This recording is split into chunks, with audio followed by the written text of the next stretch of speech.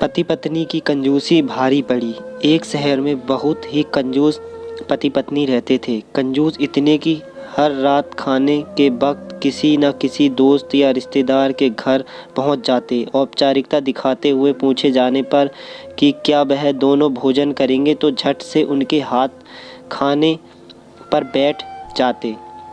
अपनी छुट्टियां मनाते भी एक तो किसी दूसरे के घर डेरा डाल देते और खूब मस्ती करते। अपनी खातिरदारी करवाना और रोज़ नए नए पकवान की फरमाइश करना तो उनका हक समझते थे, लेकिन जब कोई उनके घर जाने की बात करता तो कोई न कोई वजह बता के टाल देते। एक दिन उनकी बुआ और उनका परिवार बिना बताए उनके घर पहुंच गया।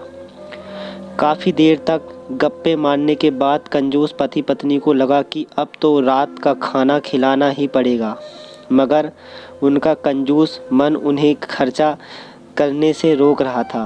तभी पति को एक उपाय सूझा। बुआ की तरफ देख पत्नी से बोला, आज बुआ तुम बहुत दिनों बाद घर आई हैं, तुम जल्दी से और कुछ नहीं तो दाल चावल और साथ में मटर पनीर बना लो।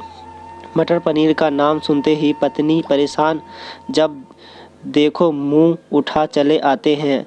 अब मटर पनीर पर इतना खर्चा करोगे? मन ही मन बड़बड़ाती हुई पति की रसोई में जा घुसी।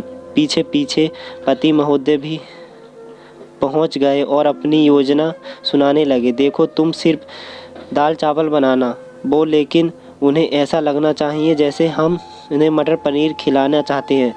पत्नी की समझ में नहीं आया तो पूछा, यह कैसे होगा कि हम परोसेंगे तो दाल चावल पर उन्हें लगे कि हम उन्हें मटर पनीर खिलाना चाहते हैं। तो पति ने अपनी योजना बताई। ऐसा करना कि रसोई में जाकर दाल चावल बना लो, अब तैयार हो जाएं तो मुझे आवाज़ लगाना कि खाना तैयार है। आप टेबल पर प्लेटें लगा लो। पत्नी ध्यान से सारी बात सुनती रही और आगे की योजना सुनने को बेताब होने लगी। तब पति ने अपनी असली योजना बताई। जब मैं प्लेट लगा चुका रहूँगा तो तुम एक खाली कढ़ाई किचन में फर्श पर गिरा देना। तभी मैं पूछूंगा कि क्या गिर गया तो तुम जवाब दे देना, मटर पनीर कढ़ाई गिर गई। अब मटर पनीर बना ही नहीं तो दाल चावल ही खाना पड़ेगा। योजना अनुसार पत्नी दाल चावल बनाने लगी और कुछ देर बाद पति को आवाज़ लगाई, खाना बन गया है, आप टेबल पर प्लेट लगा दो। पति उठा और अलमारी से प्लेट लेकर टेबल पर लगाने लगा।